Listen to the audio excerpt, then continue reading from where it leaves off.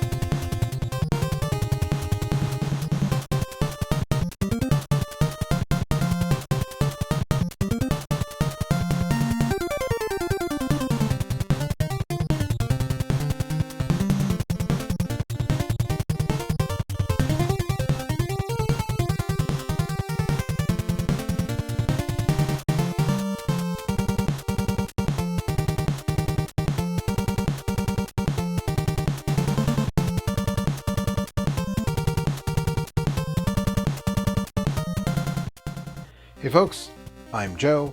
This is Same Name, Different Game, and it's been a year. Back in February, I did the 10th anniversary episode of this show. Shortly after, I hit 10,000 subscribers on YouTube, finally, and now we're doing episode 100 of SNDG. And I know back in episode 50, I did this big definitive thing on Ninja Gaiden. It's like an hour long. There's a bunch of cool guests in it. People way more popular than me. But for episode 100, I kind of wanted to do the opposite. I wanted to look at my favorite game of all time. Contra on the Nintendo Entertainment System. But of course, I also have to look at the arcade original that spawned it. And there are actually 3 NES versions of Contra, each released in a separate region and each having pretty significant differences, so I'm not going to spend any time on the various computer versions of Contra. We're just talking 8-bit, but before we get there, we always gotta do a little history. There is, unfortunately, not much of a record when it comes to Contra's development, particularly in the arcade. We know the game was directed by Koji Hiroshita, who by that time had worked on many Konami arcade games, including Russian Attack and Jackal, military-themed arcade games that, in a way, feel like they presage Contra. Russian Attack, known in Japan as Green Beret, is also a side-scrolling action game, but for the most part you use a knife to attack enemies at close range, only gaining guns and flamethrowers as temporary power-ups. Jackal is an overhead shooter which sees the player drive an armed jeep. Neither game has any of the sci-fi trappings we see in Contra, and, well, that's part of the issue here. We don't know why Hiroshita decided to include them in Contra, because I've only been able to track down one interview with him. And it's about Gradius 2, not Contra. Even the recent Contra collection put out by Konami doesn't get any word from him, or anyone who worked on the original game in any of its incarnations. The only developer they spoke to was Nobuya Nakazato, who's still at Konami, and while he's made some fantastic games, he didn't get his hands on the series until Contra 3, The Alien Wars, for the Super NES. And while there are some great design documents for the first game included in this collection, the notes here don't give a ton of insight into the creative process for Hiroshita. And I suppose as a guy talking about this game on the internet, I'm contractually obligated to explain the name, even though I think everyone knows it by now. Contra is Spanish for against, but the name specifically references the several right-wing military groups operating in Central America during the 70s and 80s, collectively referred to as Contra-Revolución or Counter-Revolutionary. How do we know this? Well, one of the songs on the soundtrack is called Sandinista and is not a chiptune version of anything by The Clash. The Sandinistas were the left-wing government that the Contras were fighting. Everyone who talks about Contra on the internet has to mention this fact, even though it has nothing to do with the game, which is about aliens.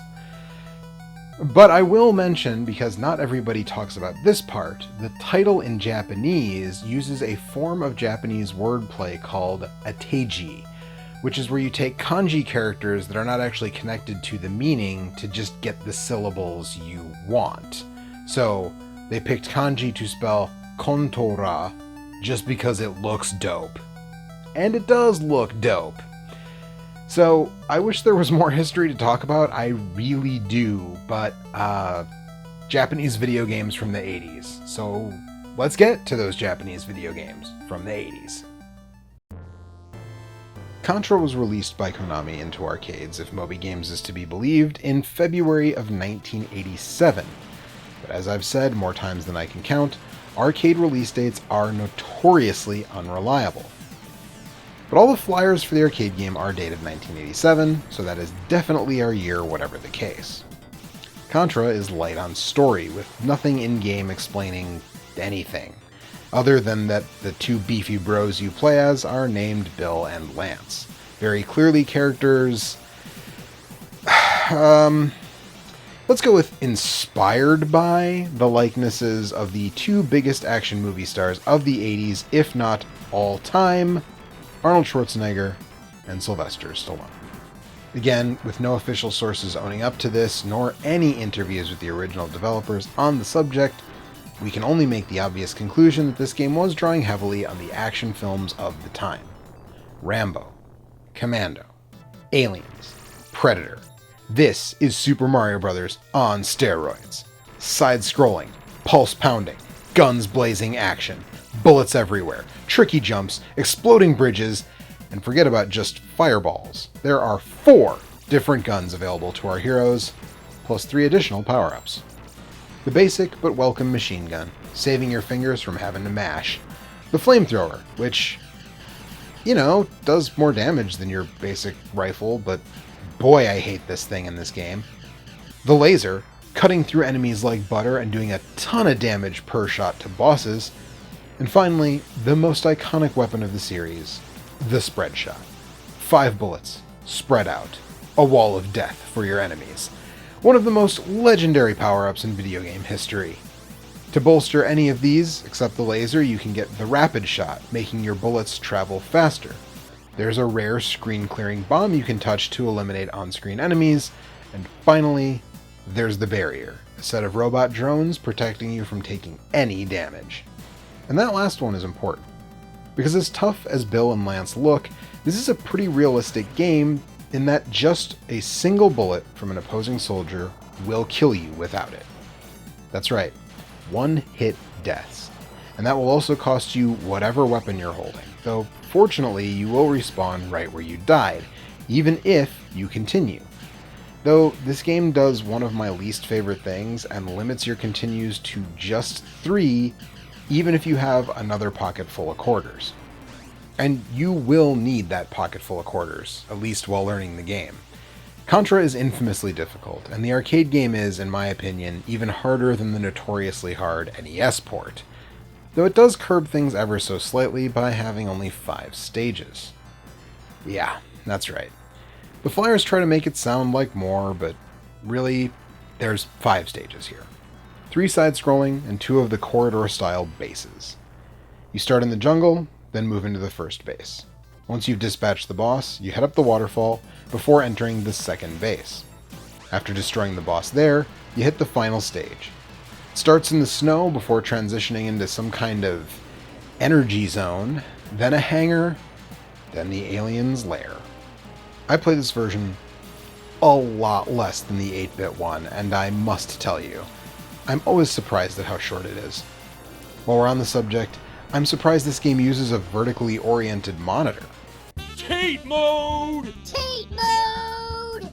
A majority of your playtime is side-scrolling, with only one stage being vertically scrolling, and the corridor stages add a bunch of junk at the top of the screen that makes the verticality utterly pointless in these stages.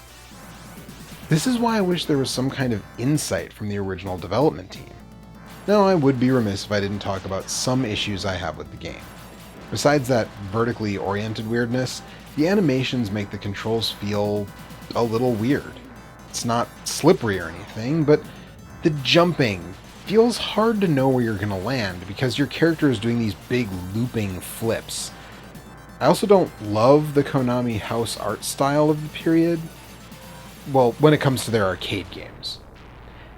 The arcade games used a pretty muted color palette, which results in the games looking washed out to my eyes. Finally, this game was released in North America, Europe, and Japan, and in Europe, things got weird.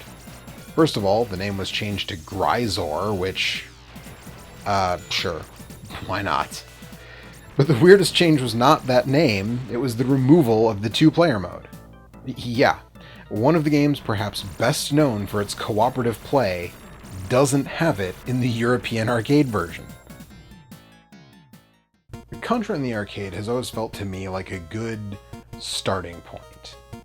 But the weird jump animation, the washed out color palette, and the overall brevity of it have kept it from being an all-timer for me personally.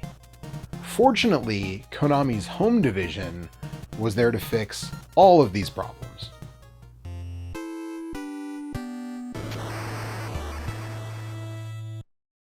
Contra was clearly a success in the arcade, and within a year of its arcade release, it was hitting the NES.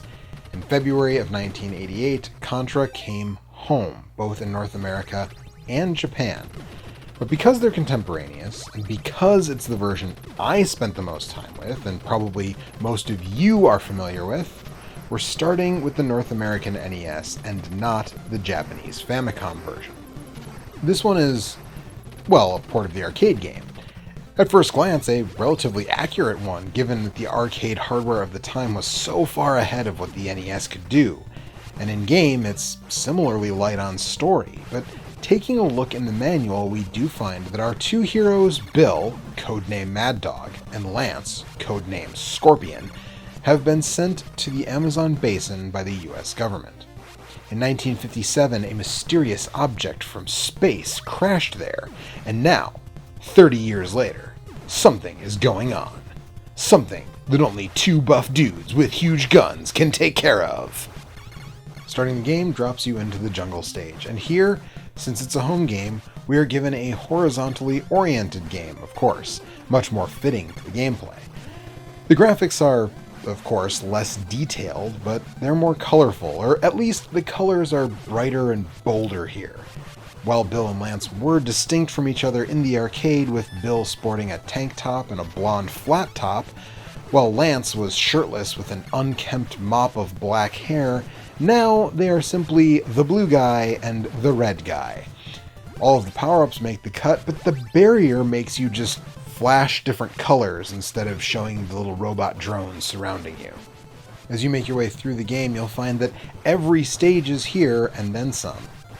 The Stage 3 boss is quite different, and for the better, now an alien monster instead of just a big wall of guns.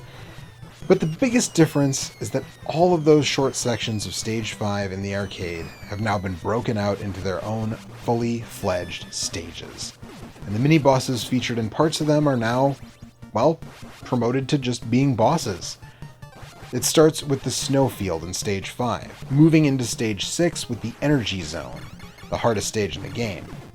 Stage 7 is the hangar, and in Stage 8, we find the alien's lair, culminating, as in the arcade, in one of the weirdest final boss battles in video game history. The massive, beating heart of Red Falcon, the alien overlord. Here, unlike the arcade, we get an actual ending with a helicopter escaping an island? I thought we were in the Amazon basin. Well, whatever. The island explodes as we fly away, and the text informs us that we have defeated the vile Red Falcon, and we should consider ourselves heroes. Then the game starts over at a higher difficulty. And boy, is that unnecessary. Now, full disclosure, I've played this game a lot. Like I said, it's my favorite game of all time, and when recording footage for this episode, I did not lose a single life in the first 2 loops of the game. However, I recognize that this one is a hard mountain to climb for some folks. Fortunately for you, there's a code. No, not a code. The code. Though it originated in Gradius, it traveled further and wider here. If you know one single video game cheat code, it is this one, usually referred to as the Konami code. It is also known colloquially as the Contra code. It was revealed in the very first issue of Nintendo Power. And if you don't know it, Don Nauert of the US National Video Game Team can explain it to you. For 30 men in Contra, before the music starts, put in this code. Up, up, down, down, left, right, B, A, start.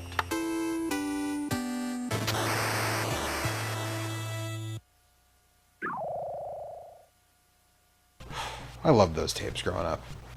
Anyways, with 30 lives and 3 continues, almost anyone can brute force their way through this game. Though unlike the arcade version, continuing will boot you back to the start of the stage. Also, unlike the arcade game, if you run out of lives but your friend has some left, you can hit the A button to steal one. A mechanic that I'm honestly surprised didn't catch on more with home games in this time frame. In short, this game takes everything that made the arcade good and makes it more playable, more accessible, just great in general. The jump animation is improved, the weapons are as responsive as can be, the controls feel good, there's more to the stages, in my opinion, it's a perfect game. I mean, I didn't even know about the arcade game back in 1988, but I suspect that if I did, I'd still think this one was better. And what made this version something else? An environment where creativity was apparently just let loose, particularly with console games. In 2003, an interview with Shigeharu Umezaki and Kazuhisa Hashimoto was conducted for a Japanese magazine talking about Konami in the NES days. Umezaki is one of the 2 credited directors on this port of Contra, and he later went on to Goodfeel, where he worked on a number of Nintendo properties. But it's not him, it's actually Hashimoto, director of the Nintendo port of Gradius and creator of the Konami code, who gives the real insight into 8-bit Nintendo development here. Once we started making NES games, a few people who specialized in game design started appearing on the scene. But originally, there really wasn't anybody exclusively in charge of planning. We generally bring material over from the arcade games and then have a sort of duel of ideas. It was normal for a NES game to be designed in 4 to 6 months by a team of 4 people. This practice didn't really change until the Super Nintendo era. Collaboration and little oversight from management gave us, well, in case I haven't made it clear yet, my favorite video game of all time. And thinking about that makes me extra sad for the state of Konami now. But let's not dwell on that. Let's talk about Contra for the Famicom. It's frankly bananas in hindsight that I wasn't aware of this version until I was, at least in college, or maybe even a little later than that. But to understand Contra on the Famicom, you first have to understand how cartridge manufacturing worked in Japan versus North America. Nintendo of Japan was content to have third parties manufacture their own carts, which is why they come in all shapes, sizes, colors. It's also why many developers, but perhaps most prolifically Konami, made their own enhancement chips for games. We talked about this some years ago with Castlevania 3, which used the VRC6 chip, or Virtual ROM Controller 6. Contra uses an earlier version, the VRC2. While the VRC6 allowed both graphical and audio improvements over the basic Famicom hardware, the VRC2 is only capable of visual feats via bank switching. I don't know what that means exactly, but I do know that it lets this version of the game look way more impressive. Backgrounds are now animated, just look at the trees blowing in the wind on stage 1. But in North America, Nintendo themselves manufactured all the cartridges, due to their desire to avoid another game crash from market flooding. That meant that publishers were limited to Nintendo's suite of memory mapper chips. So the American Contra uses the Unrom, a discrete logic chip made in 1986 that was simply not up to snuff with Konami's own extra chip. But that's not all. This version also includes a story. We are now told that it is the distant future, the year 2633.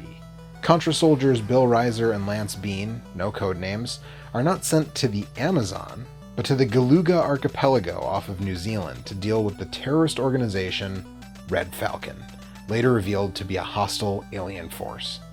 And between stages we get this map screen, reminiscent of Capcom's Ghosts and Goblins, as well as cutscenes, and they're not as impressive as Ninja Gaiden or anything, but they are a cool addition.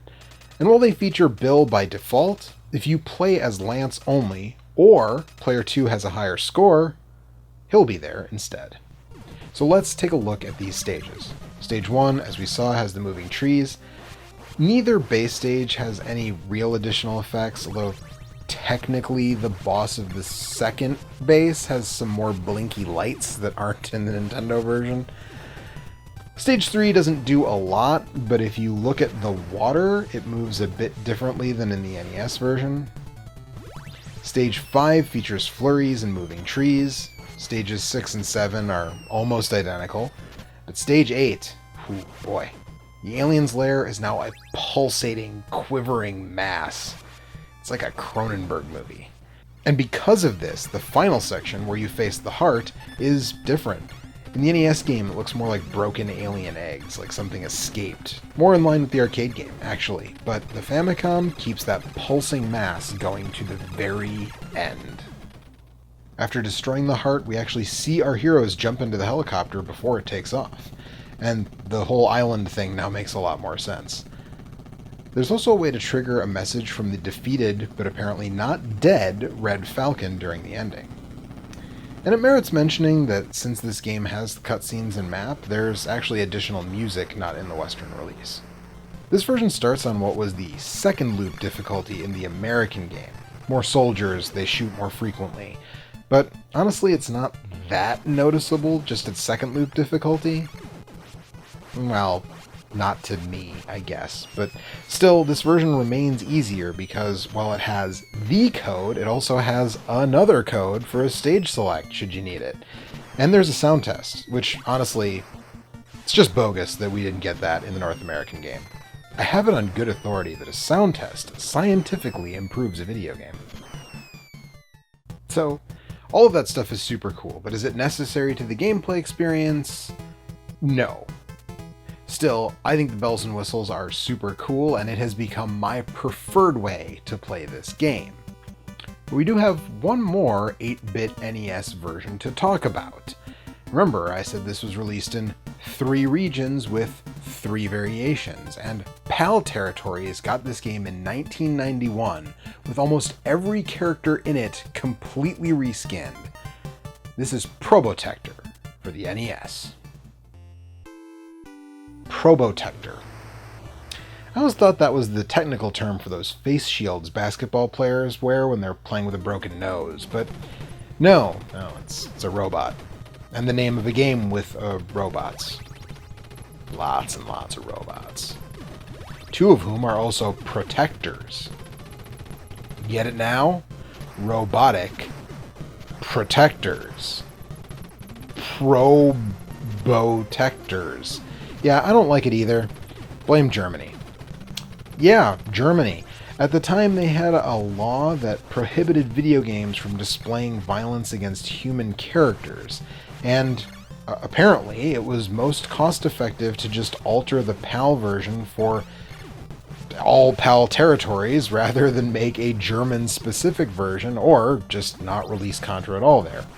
Though, I don't really get why they didn't go with the Grisor name of the European arcade version instead of Probotector. So what's the story now?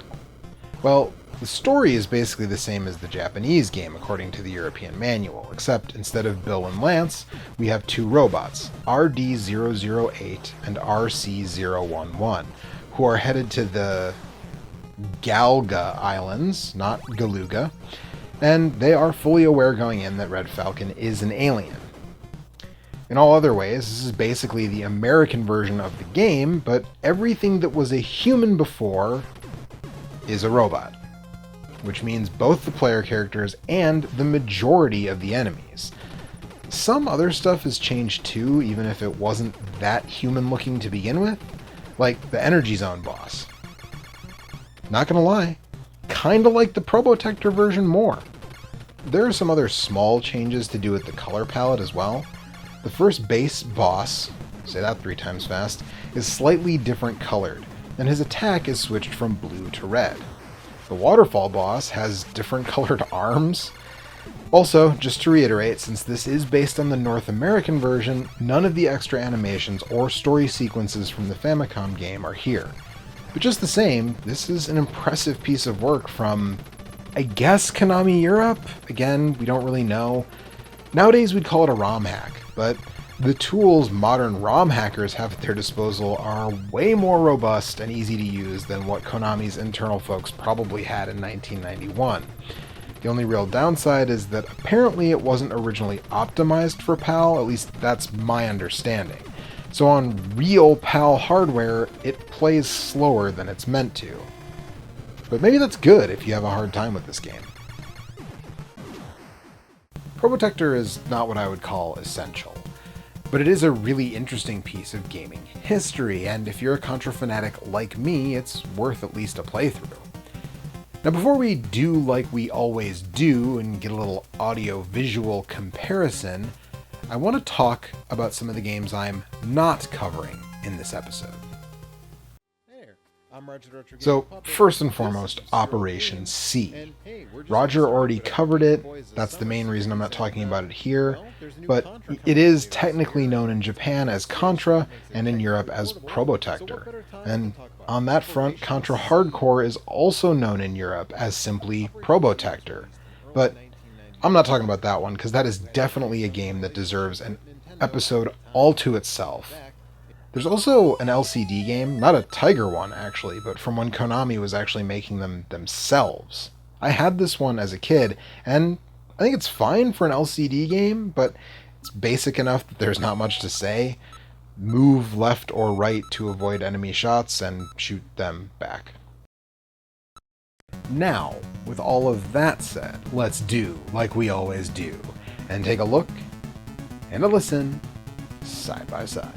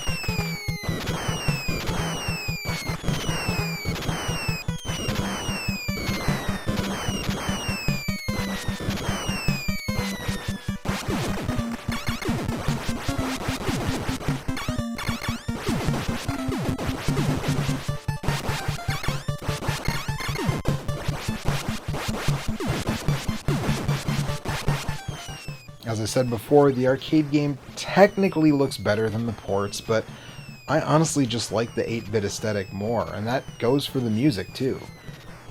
From these three, it's clear the Famicom version is the most technically advanced, but they all look good to me. And that makes it time to give the edge. And obviously I have the most nostalgia for this one, but the only thing that I can really say is that it's not the arcade version. All three of the Nintendo 8-bit versions are functionally identical from a gameplay perspective. Although I guess since the Famicom version has the stage select and the scientifically proven to improve games sound test, I have to give it to that one. It really doesn't matter. You can play all of these games and many more on the Contra Anniversary Collection, which is currently available for any modern system for just $20, and it goes on sale pretty regularly. That does it for episode 100 of Same Name, Different Game. I allowed myself a bit of self-indulgence back in the 10th anniversary episode earlier this year, so I'll spare you this time. The only thing I really want to say is, if you've watched any of these 100 episodes, going all the way back to when they were on Blip TV or Screw Attack or any of the other places they got embedded or shared or pushed, I appreciate it. Here's to the next 200. Cheers. Hey folks, thanks so much for watching my 100th episode all about Contra. First up, I have to shout out Yahel from Wrestling with Gaming for lending his voice to this episode. If you're not watching Wrestling with Gaming, you should check it out. There's a link in the description for his channel. And if you liked what you saw here, please do all the normal stuff. Like, comment, subscribe if you aren't, ring that silly bell. It all really does help the channel. If you really liked what you saw, consider supporting on Patreon. Just $1 per video gets you early access to new videos, your name here with these cool people, the chance to vote on polls about upcoming stuff, and more. There's also some affiliate links below, as well as a merch link and a Ko-Fi link for one-time tips. If you want more running and gunning, the video on the left is last month's episode on Metal Slug, and the video on the right is Roger's look at Operation C.